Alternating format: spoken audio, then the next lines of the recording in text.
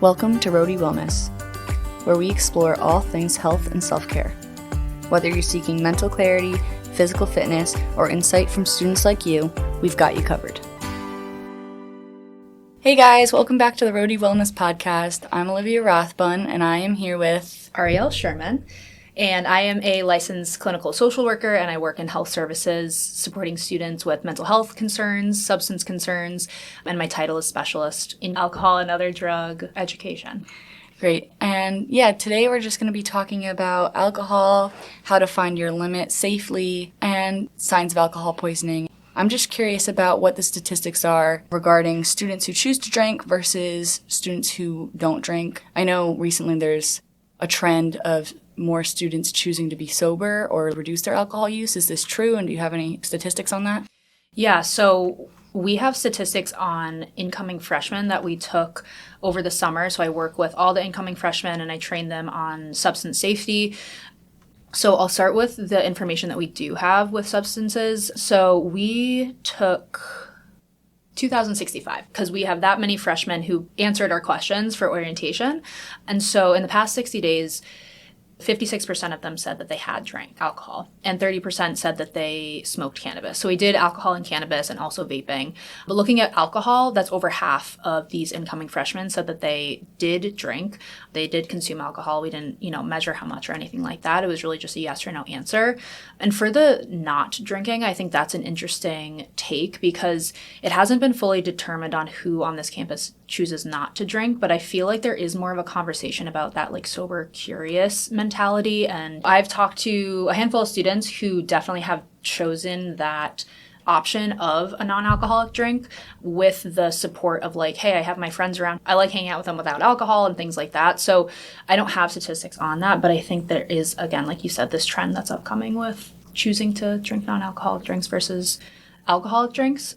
We do, though, want to continue to educate the general population about safety around alcohol because it's inevitable that students may or may not come in contact with it. Yeah, so going off of that then, what are the tips that you have for students to find their limits safely and stay safe while drinking? Yeah, so I feel like with the curiosity of trying to figure out where your quote-unquote good spot is, when I train students, we like to make sure that people are aware of like the more we drink, the higher BAC we'll get, so blood alcohol concentration. The drunker we are, the less likely our frontal lobe will be able to work properly. So we want to stay in that like buzzed range. And I feel like the drunker we get, the more scary things will occur. The harder it is for us to make, obviously, proper decisions on like what's best and what's safest. Pacing yourself, I think, is the one thing that can get out of hand when it's like people are around a lot of socializing and a lot of people who potentially already are coming into whatever situation already intoxicated. It starts to be like this comparison of like, oh shoot, I need to catch up. And I think that that's kind of a thing where we're trying to have students unlearn that idea because pacing yourself is that way to actually learn a limit. Sticking to one drink an hour is always going to be the goal because our body can only process one drink per hour. And so if we're sticking with one drink per hour, we're not fully pushing our capacity, which is what we would like to do to stay as safe as possible. Tracking our drinks, right? Making sure that we are actually measuring drinks out, I think is something that's really necessary.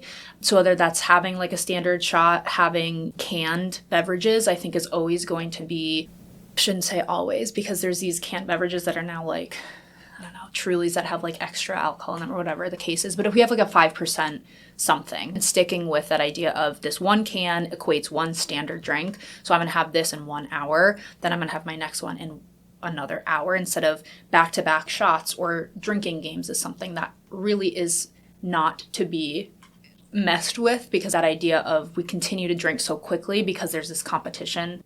And starting slow. I feel like that with people that we trust, not going to some random place with people that we don't really know, I feel like having friends around that you can hold each other accountable, tell each other your own limits, and have these go-tos with like, I'm sticking with 3 drinks tonight, please hold me to this. And always making sure we have a DD wherever we go if we are physically going somewhere else. Or Ubering. Or Ubering, right. Another option to practice in your own life is this personal reflection period that you can take kind of maybe, let's say, like the morning after you went out for the night or the morning after you drank a certain amount, and really reflecting on how you felt about the experience. Did we feel supported and like we were having fun with people who respected our choices and did not pressure us to do anything we didn't want to do in that moment? Did we feel like we were in control? So does it feel like we are making the conscious choice to be like, yep, I'm going to have 2 drinks tonight and my friend's going to hold me accountable to this? Did we have fun, right? Did we enjoy the experience? Was it something that we dreaded the morning after? Like, I think a lot of times there's this idea of like hangxiety, so like hangover plus anxiety. That sometimes brings people to that place of like, I gotta stop for a second. Like, I need to slow my roll with alcohol consumption, because the day after, it's like your anxiety is skyrocketed. And so that's like setting you up not for the best time for like maybe the rest of the weekend. So I really think that like recognizing your body's reaction to this substance will really help you make the safer choice the next time you decide to drink, if you do, or even just like having these conversations with your friends, like, hey, how was last night? Hey, did you like this? Or was it something that we want to continue to hold that limit? Or maybe we should cut back a couple, right? Like these kind of things. And I think that it also allows us to focus on the people we're surrounding ourselves with. So if we are making choices and the people who are there while we're making these choices are totally supportive, those are the people that you continue to surround yourself with. But if we're in a situation and somebody's pushing a drink on us or making us take shots or making us do this thing with a substance when clearly we have stated we don't want to do something, we're in the wrong room. We're hanging out with the wrong people. And I think that we got to take some time to take that in. And again, there's a trial and error period. So really playing with that idea of pacing yourself, tracking your drinks, holding each other accountable, and having friends that you go out with, and starting slow. If you're unsure how much you can handle, begin with 1 drink, see how you feel. Everyone's tolerance is different. It also depends on like how much we ate that night, right? And how much water we're drinking that day, and our body mass and our BMI and things like that. Being a professional individual, the point is not condoning alcohol. So I think that that's that idea of like, how do we meet students where they're at? At the same time, I'm not going to turn a blind eye. Like we said, 56% of the current freshmen are drinking, or they have drank. So it's like, I'm not going to go into a conversation thinking that everyone's, not drinking because they're not 21 yet. And because we're a harm reduction school, like you said, we're not trying to turn a blind eye to it. You're trying to make sure everyone is safe if they do choose that path. So that's like the point of the podcast, I guess. But if someone doesn't stay within their limit, what are your tips to make sure that they're still staying safe, or for their friends that can make sure that that individual who got blackout or went past their limits is staying safe? Yeah, that's a great question. That's why it's always good to have at least one friend in the group that night maybe is the sober one, because when we're dealing with somebody who's past their limit and another individual who's intoxicated is trying to figure out how to handle this person who's past their limit, it's like a drunk person's trying to handle an even drunker person, and it's really hard for that drunk person to make like the proper decisions, even though they probably absolutely can. But we also want to make sure that we are, again, staying as safe as possible and making the safest choices and supportive choices. So once individuals figure out or potentially have more of a clarity on where their limits are or what their limits can look like, then that's the idea of taking that known information and working with how are we now going to stay safe when we stick with that limit. I always like to make sure students are aware that they really should be eating food before they're going out or before they're starting to drink. So like going to get dinner with friends before, whatever your plans are that evening, I think is always a good place to start. Having a meal beforehand can slow the absorption of alcohol into our bloodstream, so that helps maintain our control of our BAC. We can't manipulate really anything, but having food in your stomach really does help slow down that absorption into the bloodstream. Drinking water in between drinks, right? So if we're sticking to 1 drink an hour, then maybe having like a cup of water or just a few sips of water before we start drinking more alcohol. I did kind of say this with the limit setting and figuring out, but like setting those boundaries with our friends, with ourselves. And I think something that we don't talk about enough is learning how to say no, or learning how to refuse a drink. And sometimes I work with students who get to a spot where they're like, well, now I'm having people come up to me with drinks if my hands are empty. So then that's that learned technique of like, if I'm just holding a cup of water, people who are intoxicated most likely won't be sniffing the cup to really check to see if something is alcohol. So if you just have just a cup in your hand, a can in your hand, even if you're not drinking it, just to avoid those questions and some pressures that can come. And that can unfortunately be common in college, but it's okay to refuse a drink if we're not comfortable, because at the end of the day, it's that self-respect that we do need to practice, but it is hard to start out with. I've seen friends bring lemonade or like a mocktail in it if they're like, I don't really want to drink tonight. Yeah, or like, right. alcohol makes my anxiety worse. So they'll Yeah. like choose something else. And yeah, I think it's important to surround yourself with friends who understand that. Another tip that I feel like we need to focus on is to make sure we're not mixing substances with one another. So alcohol and other drugs in general, whether that's cannabis, whether that's prescribed medications. And I always like to remind students when I'm training them is, if we are going into a social situation and we've never met somebody before, it's never okay to pressure anyone to drink, but also for the sake of, like, we don't know what that person's taking on a day-to-day basis, right? So some medications for whether it's mental health or whether they're on an antibiotic really have negative consequences with mixing alcohol. So just being cautious of the idea that we don't know if somebody's lived experience in that moment or that day. So sticking with that idea of, hey, I'm living my own life tonight. I'm never going to be pressuring someone to drink something. So that's also staying safe, is just not avoid mixing substances with alcohol, other substances. And that kind of brings me to the safest thing, is to recognize the signs of alcohol poisoning. Really watching for these signs, watching for signs of someone is throwing up and they're not stopping, signs of they're passed out and they're not waking up to you saying their name, or kind of, shaking their shoulder and being like, hey, are you okay? If they're not responding to that, if they're passed out in general, if any of these things are showing up for somebody, these are those signs where you're like, okay, immediately I got to call 911, because it now becomes a medical emergency.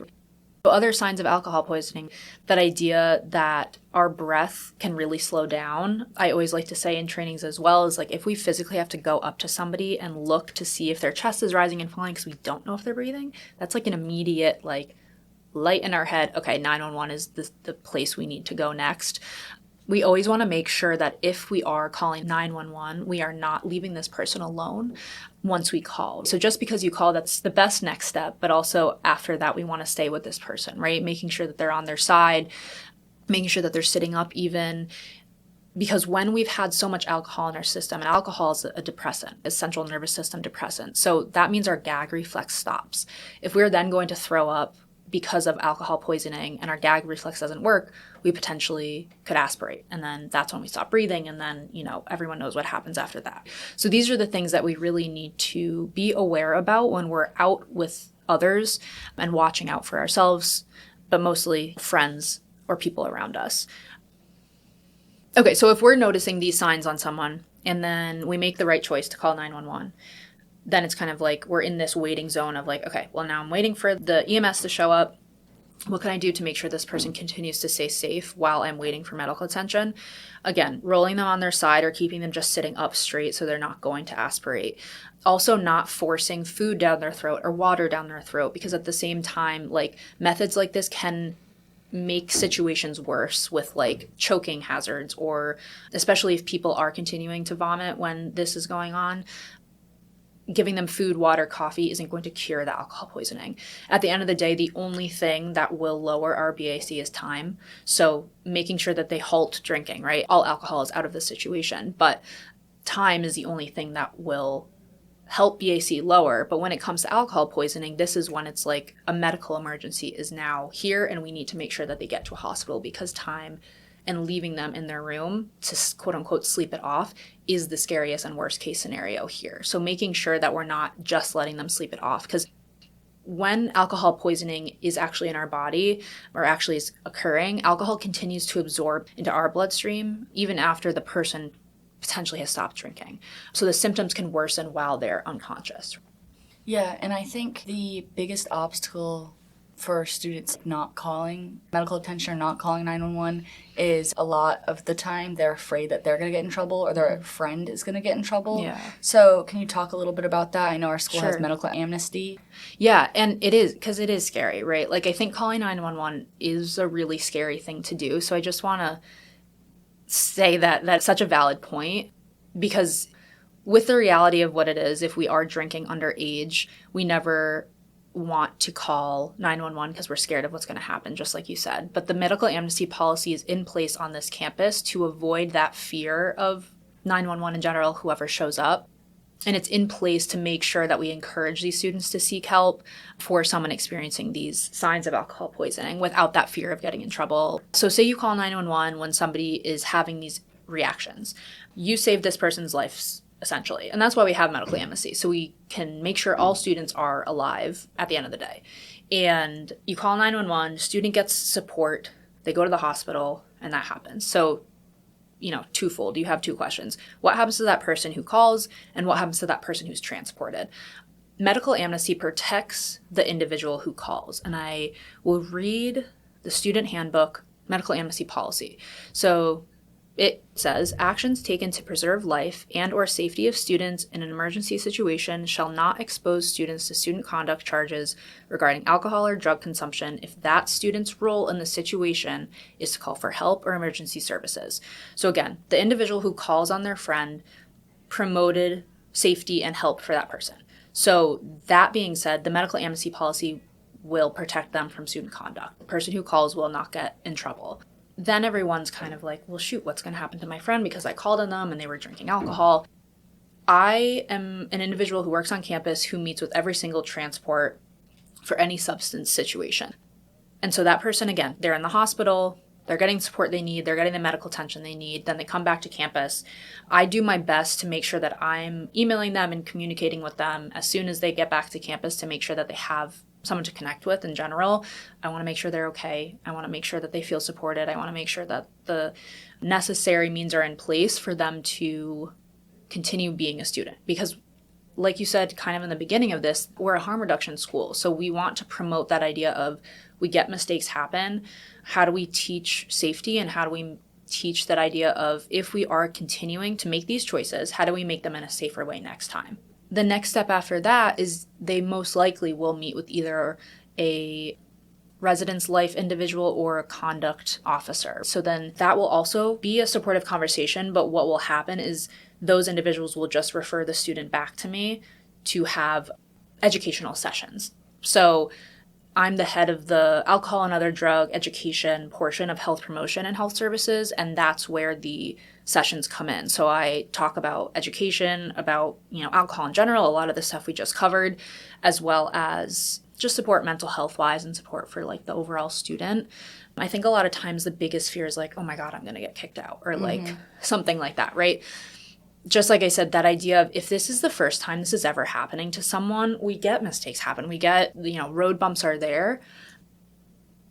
So we don't want to be as punitive as possible. We want this to be a learning experience because it is. And a majority of the people who are transported usually don't have another transport because this, again, is such a learning curve and like such a learning situation that people are like, I never want to get to that spot again because it is really scary. Mm-hmm.